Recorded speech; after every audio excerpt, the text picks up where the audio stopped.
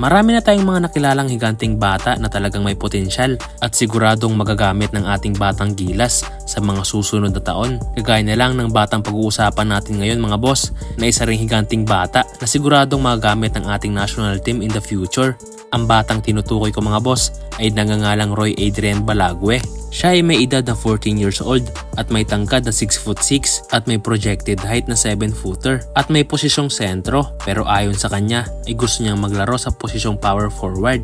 Ngunit malabo yatang mangyari yan dahil pag nasa Pilipinas ka at meron kang tangkad na ganyan ay siguradong sentro ang bagsak mo. Si Roy Adrian ay tubong Cebu. Kung pag-uusapan natin ang experience ay marami na rin siyang nasalihang liga. Kagaya na lang na makapaglaro siya sa San Jose Under-16 Basketball League at Junior MPBL Under-16 at marami pang iba. Ang kagandahan sa batang to ay naglalaro siya sa Under-16 at hindi sa mga kaedad niya na Under-14. Maganda yan para maging advance ang kanyang laro at para mas lalo siyang mag-improve dahil mas matanda sa kanya ang kanyang mga nakakalaban. Ngunit kahit naglalaro siya sa Under-16 ay kayang-kaya pa rin niyang makipagsabayan sa mga nakakalaban niyang mas matatanda sa kanya. Kung titignan mo ang laruan ng batang si Roy Adrian ay hindi na rin masama para sa isang 14 years old na may height na 6'6" dahil makikitaan mo na rin naman siya ng potensyal. Meron siyang shooting skills, magandang footwork at maaasahan na rin siya sa rebound at sa depensa. Katunayan ay noong naglaro nga siya sa Junior MPBL ay nababad ang batang to at nabigyan ng maayos na playing time. Ngunit masasabing hilaw pa nga ang batang to at marami pa siyang dapat ma-improve, pero marami pa naman siyang oras dahil napakabata pa niya.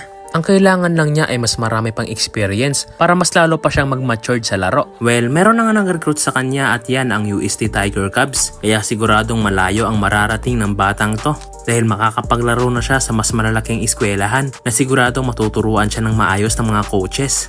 Well, dati na siyang naturuan ng isang sikat na coach dito sa Pilipinas na isa ring skills trainer ng Golden State Warriors na si Coach Jefferson Codera, at ayon kay Roy Adrian ay tinuruan siya ni Coach Jefferson ng halos 1 taon, kaya hindi malabong makita natin sa mga susunod na taon ang batang ito sa mas matataas na liga. At sana ay makita natin siya na makapaglaro sa batang gilas dahil kulang na kulang talaga ang ating national team sa mga big man. At ito mga boss, at tignan naman natin ang ilang mga highlights ni Roy Adrian Balague.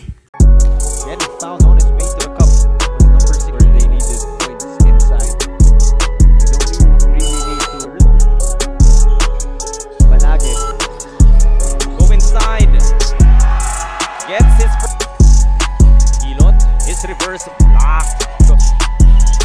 He loses it. And he attacks inside, drops it off to Balague. Basket and to get it from front court, but blocked by Balague.